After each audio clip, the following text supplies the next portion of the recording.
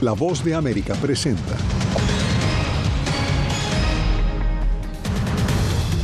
Llegó al Senado la solicitud para abrir juicio político al secretario de Seguridad Nacional, Alejandro Mayorkas. Con dificultades avanza la selección del jurado en el juicio penal contra el expresidente Donald Trump. En la entrega de hoy de la serie Voto Dividido en Estados Unidos hablaremos de economía y su impacto en la intención de voto. Y otra caravana de migrantes avanza rumbo a Estados Unidos en un momento de máxima presión en la frontera sur.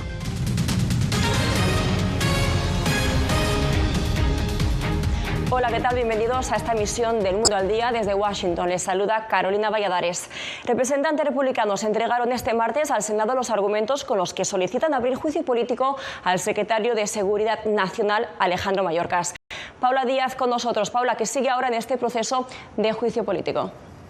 Carolina, lo más probable es que el Senado, de mayoría demócrata, desestime el juicio político en contra del secretario Mayorkas y esto no pase a ser más que un mensaje de rechazo de los republicanos a la administración Biden por el manejo que le ha dado a la frontera.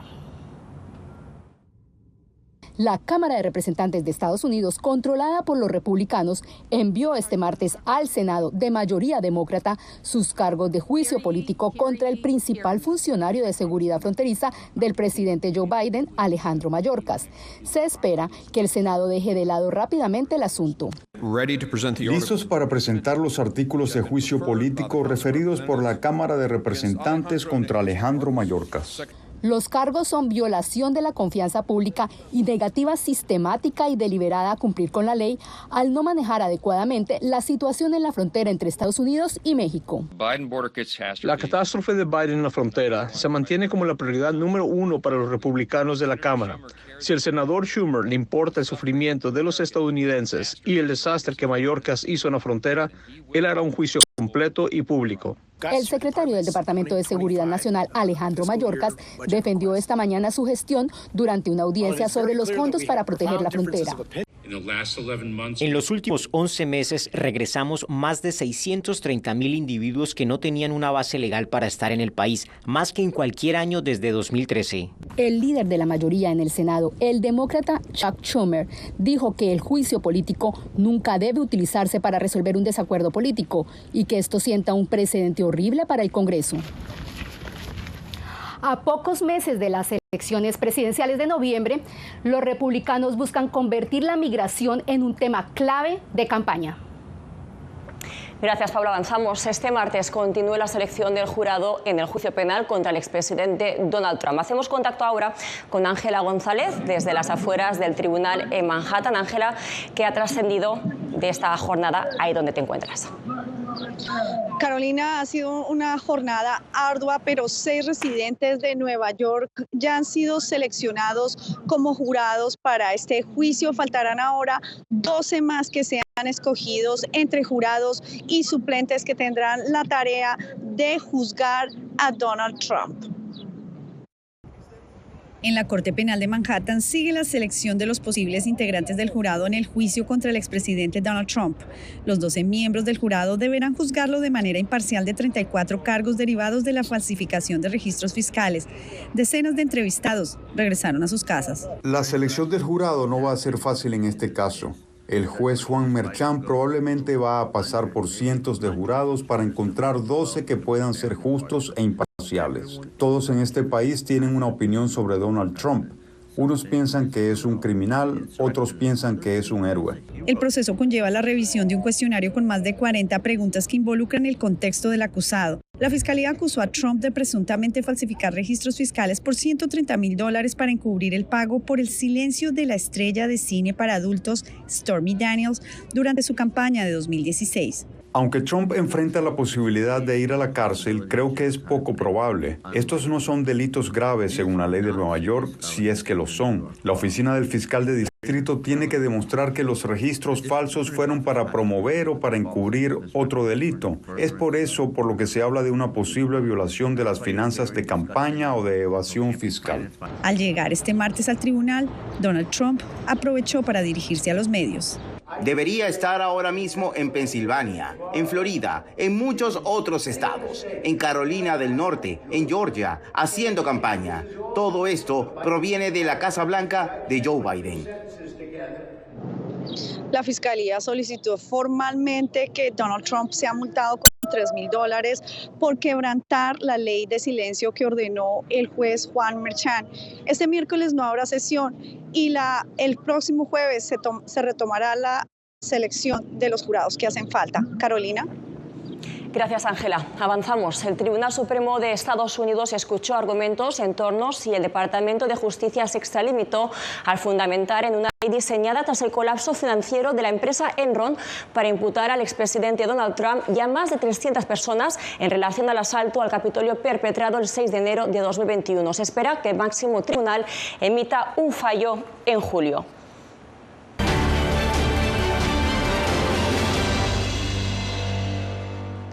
Los altos costos de los alimentos, la gasolina y la vivienda están entre las preocupaciones de los votantes estadounidenses, quienes ven en la economía como una prioridad de cara a las elecciones de noviembre. Jenny García nos trae la segunda entrega de la serie Voto Dividido en Estados Unidos. ¿Cuántas veces se ha sorprendido ante el precio de un producto que hace solo un año costaba la mitad? ¿Los altos costos de la gasolina y la vivienda le preocupan? Usted no es el único. En Estados Unidos, los electores ven a la economía y específicamente a la inflación como una de sus máximas prioridades de camino a las urnas el próximo noviembre. Muchos estudiantes están pensando en la asequibilidad y en que nos graduamos. Queremos conseguir buenos trabajos, poder pagar los alquileres. Queremos ir a vivir a una ciudad y muchas cosas que en este momento se sienten muy inasequibles.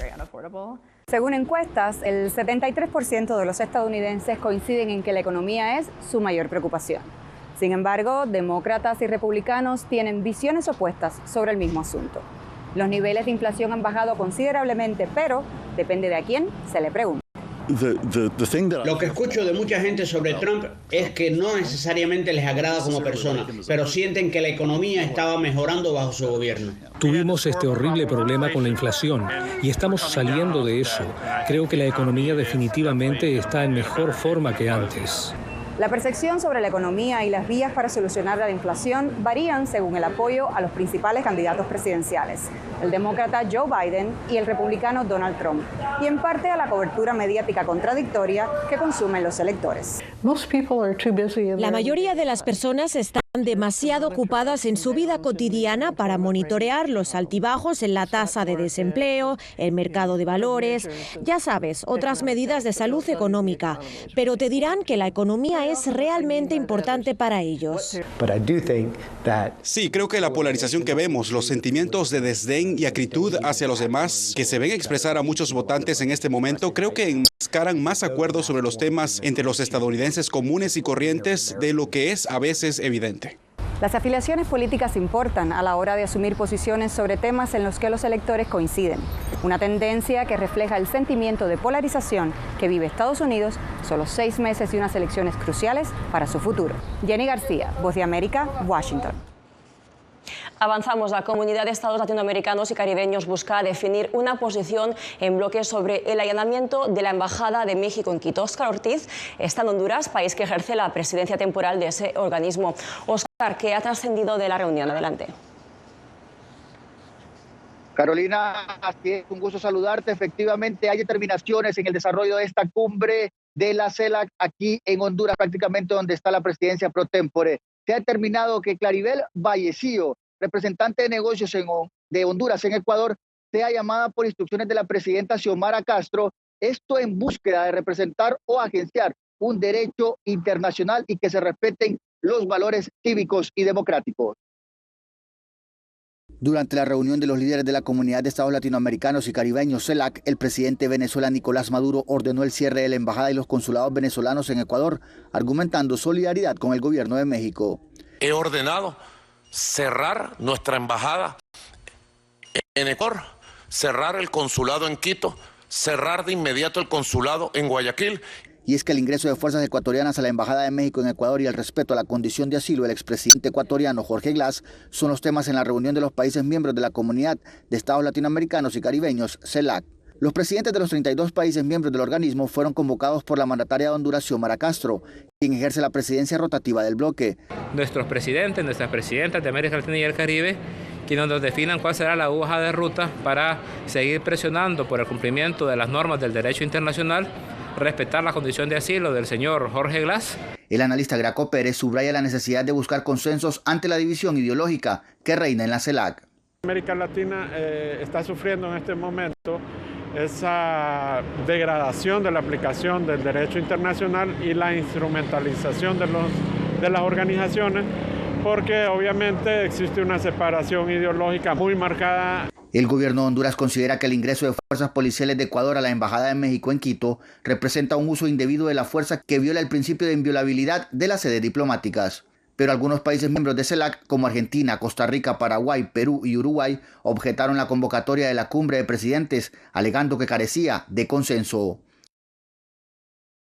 Y es precisamente el punto de vista de varios analistas que aseguran que la CELAC debe buscar los consensos necesarios, esto para tomar determinaciones y así fijar una sola posición, evitar tanto ideologías tanto de izquierda como de derecha. Postura que, según el canciller Enrique Reina, es el mensaje que quiere transmitir la presidenta Xiomara Castro, un mensaje de paz y diálogo para que los gobiernos de Ecuador y México prácticamente estén en base a ley trabajando como dos naciones hermanas.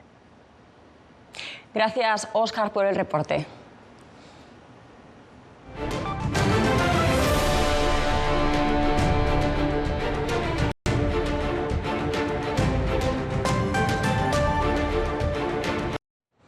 Más de 2.500 personas de varios países caminan hacia la ciudad de Juchitán, en México. Integran la llamada caravana Via Crucis Migrante, que salió el pasado 24 de marzo de Chiapas. Javier Cardoso tiene los detalles.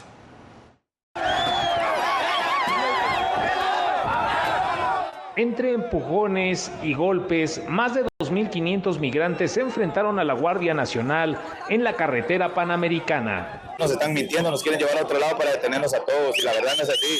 El alcalde de Santo Domingo Ingenio, una población en el estado de Oaxaca, dice que la caravana generó caos en los servicios públicos.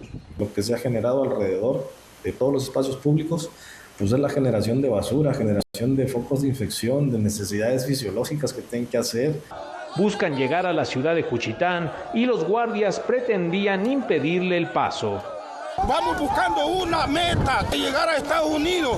El territorio mexicano nos ha atendido el personal excelente, pero ellos ya empiezan a tomar represalias contra esta caravana. Llevan 4 semanas cargando una cruz. El objetivo es llegar a la Ciudad de México. Lo que queremos es llegar al DF. Por favor, permítanos cruzar sus calles. Permítanos cruzar su carretera. Y es que solo desde ciudades ubicadas por encima del paralelo 19, tales como la Ciudad de México, las personas pueden pedir citas en Estados Unidos a través de la aplicación CBP One. Javier Cardoso, Voz de América, México. Y en Puerto Príncipe, la capital de Haití, algunos habitantes están hartos del control de las pandillas y de la violencia que sufren desde hace años. En abril de 2023 surgió una iniciativa de civiles contra la violencia. Sandrine Exil tiene este reporte. Justicia y seguridad por mano propia. El movimiento Bois-Calais, en el que los ciudadanos persiguen y a veces matan a presuntos miembros de bandas, se ha extendido en Puerto Príncipe. Ahora protegen sus barrios entre barricadas, carros y cercas, una práctica que también ha puesto en riesgo a la población. No creo que las barreras garanticen la seguridad, ni siquiera para la gente que vive en esas zonas. Lo más importante es abordar de verdad el problema de la inseguridad, pero nos negamos a hacerlo. Muchos inocentes son víctimas de esta práctica. Hoy, si entras en una zona donde nadie te conoce, corres el riesgo de morir. Esta práctica se observa en la capital desde hace un año, concretamente en zonas que han sido atacadas por pandillas. Además de las vallas, la gente está organizando grupos de autodefensa. Estos grupos están formados por policías locales y civiles que viven en las zonas, por lo que a veces van armados. Si el Estado existiera de verdad, la gente no pondría barreras. Si el Estado existiera, un ciudadano no podría poner barreras en el barrio. Si el Estado existiera, no habría barreras a la entrada del Delmas 2. El Estado no existe. Hoy en día es la gente la que tiene que cuidar de sí misma.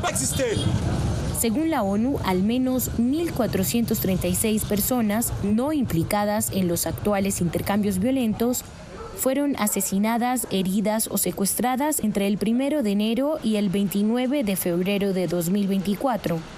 Estas cifras indican un aumento del 40% en el número de víctimas en comparación con los 2 meses anteriores. Voz de América, Puerto Príncipe.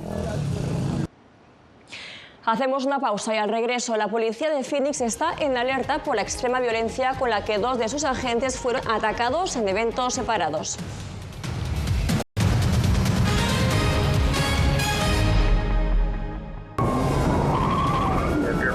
Una lucha diaria en el corazón de la crisis migratoria. Un negocio multimillonario que explota sin piedad la vulnerabilidad de miles de migrantes. Es solo por el dinero, realmente no me importa. Un documento periodístico que se introduce en las entrañas de la lucha de las autoridades tejanas contra la industria criminal del tráfico de migrantes. Tras las huellas del coyote, tráfico migratorio en Texas. Muy pronto, en todas las plataformas de La Voz de América. Hola, soy Natalí Salas Guaitero, conductora de La Voz de América. Desde pequeña desarrollé un gran deseo por darle voz a aquellos que son invisibles por una u otra razón. Ya ha sido reforzada. Me enorgullece ser parte de La Voz de América, un equipo en el que la ética y la búsqueda de la verdad siempre son el norte. Ser periodista es una gran responsabilidad porque somos defensores de principios de libertad y para mantenerlos, la prensa libre importa.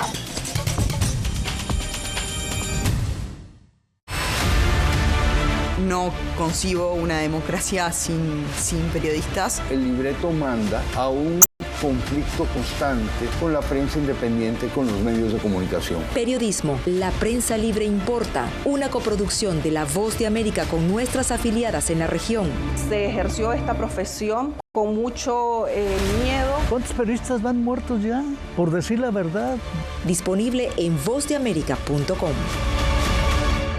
Soy Fabiola Chambi, corresponsal de La Voz de América en Bolivia. Retratar la complejidad de mi país para una audiencia internacional le ha dado una nueva perspectiva a mi labor como periodista. Desde esa mirada descubro en el día a día que el trabajo que realizo en La Voz de América me ha permitido dar vida a los valores del periodismo profesional. Aquel que les informa a ustedes, nuestras audiencias, con balance, precisión y profundidad. Porque en La Voz de América, la prensa libre importa.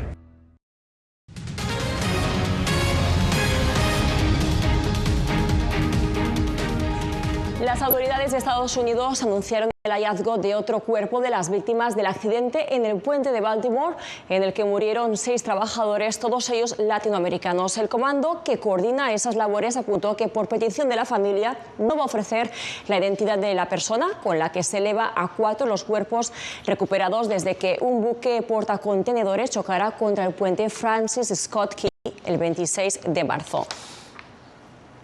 La policía de Phoenix se encuentra preocupada por la extrema violencia de la que 2 de sus agentes fueron víctimas en incidentes separados que fueron captados en vídeo.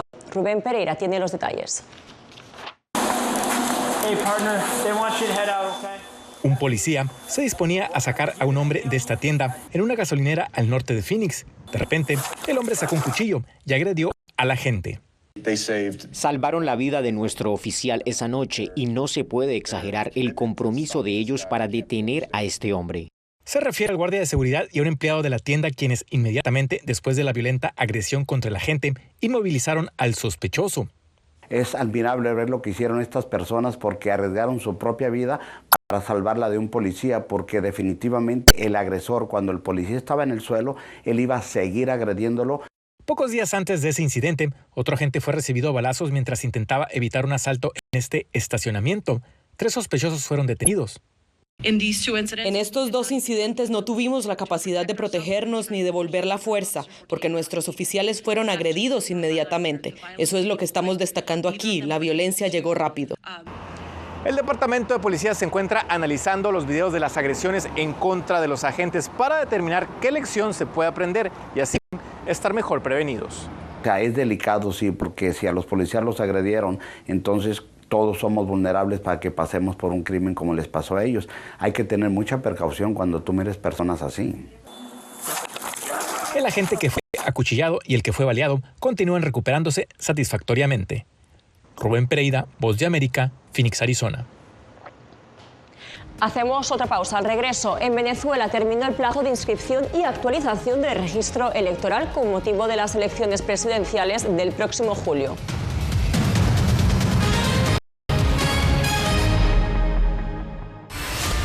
Los asesinatos abiertos contra periodistas. Periodismo, la prensa libre importa, una producción especial de La Voz de América. La situación de los periodistas en Bolivia cada vez es más peligrosa. Disponible en vozdeamerica.com. Una madre rusa busca desesperadamente a su hijo desaparecido en territorio ucraniano durante la guerra. Las autoridades militares y el presidente de su país no han respondido a sus reclamos. ¿Su última esperanza? Ir a Ucrania y encontrarlo ella misma. La búsqueda de Olga. Disponible en todas las plataformas de La Voz de América. Llenó de orgullo a su nación conquistando títulos alrededor del mundo.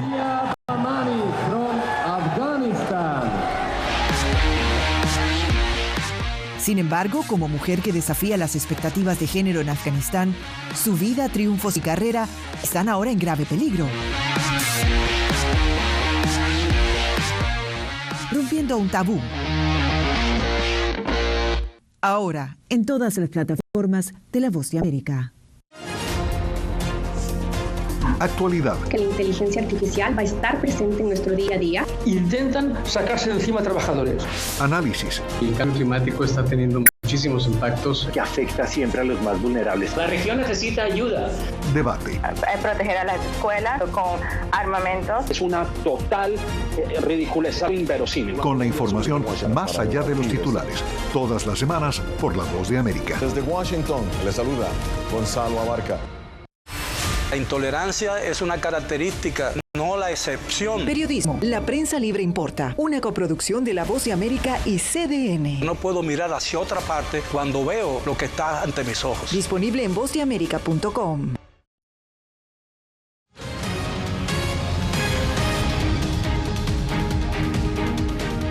El Consejo de Seguridad de la ONU expresó su preocupación por una posible escalada de tensiones entre Venezuela y Guyana debido a que ambos reclaman soberanía sobre el territorio del Esequibo. Los miembros del Consejo de Seguridad instaron a las partes a resolver sus diferencias por medios pacíficos y a cumplir sus obligaciones en virtud del derecho internacional y la Carta de las Naciones Unidas. También destacaron la importancia de que los actores regionales desempeñen un papel facilitador para aliviar las tensiones. Este martes culmina en Venezuela el periodo de inscripción y actualización del registro electoral con motivo de las elecciones presidenciales del próximo 28 de julio. Pero hay voces en la sociedad civil que consideran que el plazo no es suficiente y piden extenderlo. Álvaro Agarra tiene este informe. El Consejo Nacional Electoral contabiliza que se han inscrito 428.000 nuevos votantes y más de 600.000 han actualizado sus datos. Pero organizaciones de la sociedad civil solicitan extender el plazo de inscripciones en el registro electoral, el cual culmina este 16 de abril. Hoy vemos que los puntos no dieron abasto, no fueron puntos parroquializados que dieran con los 1.136 puntos que pedíamos por parroquia, ni los otros 134 itinerantes que agregábamos que pudieran haber estado en plazas y en universidades. La dirigente juvenil Norlimán Miranda destaca que depende de cada uno hacer la tarea e impulsar a más personas a registrarse. Es algo muy complicado hacer la tarea. Significa simplemente hacer tu aporte, tu granito de arena de tu espacio, que puede ser desde ir a inscribirte tú mismo hasta apoyar a alguien a que vaya y se inscriba, a que sepa a dónde tiene que acudir. El presidente del Consejo Nacional Electoral, Elvis Amoroso, enfatizó en que la idea es fomentar la inscripción en todos los rincones del país. Facilitándole al pueblo de Venezuela para que participe, a fin de que cuando culmine el proceso de inscripción podamos conocer de que cada uno de los inscritos cumplió cabalmente con lo establecido con la normativa legal venezolana. La jornada especial de inscripción prevista en el cronograma del ente electoral comenzó el pasado 18 de marzo con la activación de 315 puntos fijos y más de 1.043 máquinas en todo el país. Álvaro Algarra, Voz de América, Caracas. Ya regresamos en minutos con el conocido como oro azul, un cultivo precolombino que crece en El Salvador. Enseguida les contamos para qué sirve.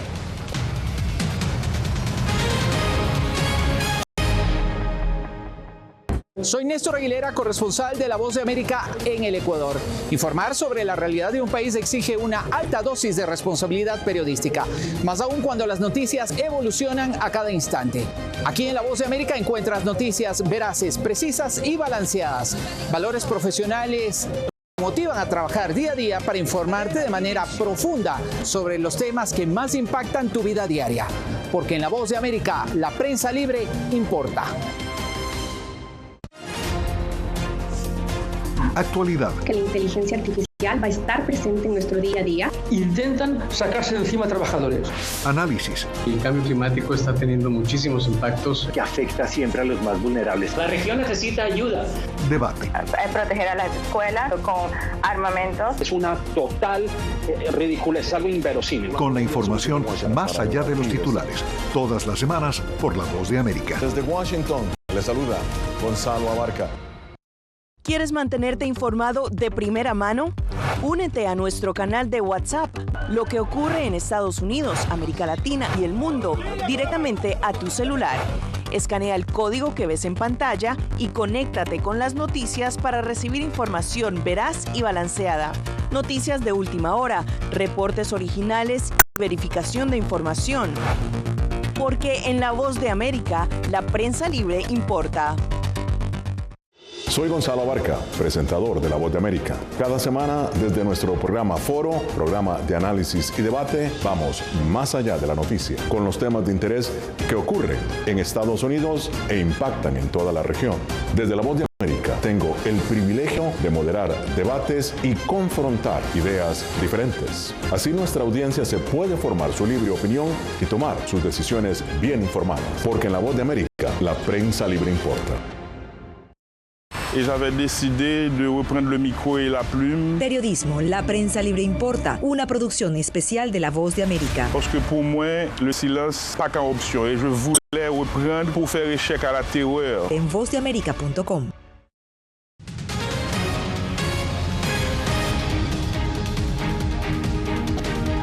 La planta del añil era tradicional de las culturas precolombinas centroamericanas que la consideraban un oro azul, pues de ella se extrae un pigmento natural muy valioso para el teñido de las telas. Ahora, una salvadoreña busca rescatar su cultivo actualmente en declive. Claudia Saldaña nos trae esta historia. Silvia Hernández ama la naturaleza, pero tiene un amor especial por el cultivo de la planta de añil, conocida también con el nombre de jiquilite en la lengua prehispánica náhuatl. Mire qué lindo está usted. Está lista para corte. Silvia recibió entrenamiento sobre cómo usar el pigmento natural de la planta para teñir prendas de vestir, pero ella decidió que lo mejor era dedicarse a cultivarla. Hoy en día nadie se preocupa por este tipo de plantación. Somos pocas las personas que mantenemos esta tradición. Novelia Díaz fue instructora de Silvia en un taller impartido por la empresa hidroeléctrica Sensunapan. Asegura que durante muchos años el añil sostuvo la economía de El Salvador como principal producto agroexportador, pero decayó ante el cultivo del café y ahora pocas personas lo cultivan. La complejidad del establecimiento, el manejo, la extracción, hay poca gente que lo hace. El añil crece solo una vez al año. Al fermentar, oxidar y secar la planta, se obtiene un pigmento azul cuyo valor en el mercado es muy alto. Esta planta era el oro azul, le llaman ellos el oro azul, ¿verdad?, de nuestros antepasados. Hoy en día, un kilo de polvo de añil puede costar hasta $300. Es una buena oportunidad que existen las personas que se dedican al cultivo de añil, porque tienen la oportunidad de tener demanda. Mi sueño es poder hacerme pequeña empresaria, ¿verdad?, de añil. Además, Silvia quiere fundar una pequeña escuela para enseñar cómo cultivar la planta y mantener viva la tradición. Claudia Saldaña, Voz de América, El Salvador. Siguiendo la tradicional ceremonia en la antigua Olimpia, en Grecia, este martes tuvo lugar el encendido de la antorcha de los Juegos Olímpicos de París. La actriz griega Mary Mina encendió la antorcha para el inicio del relevo entre Grecia y Francia, lo que marca la recta final de los 7 años de preparativos para el inicio del evento deportivo el 26 de julio. Así nos despedimos de esta emisión. Les acompañó Carolina Valladares. Que tengan un feliz día.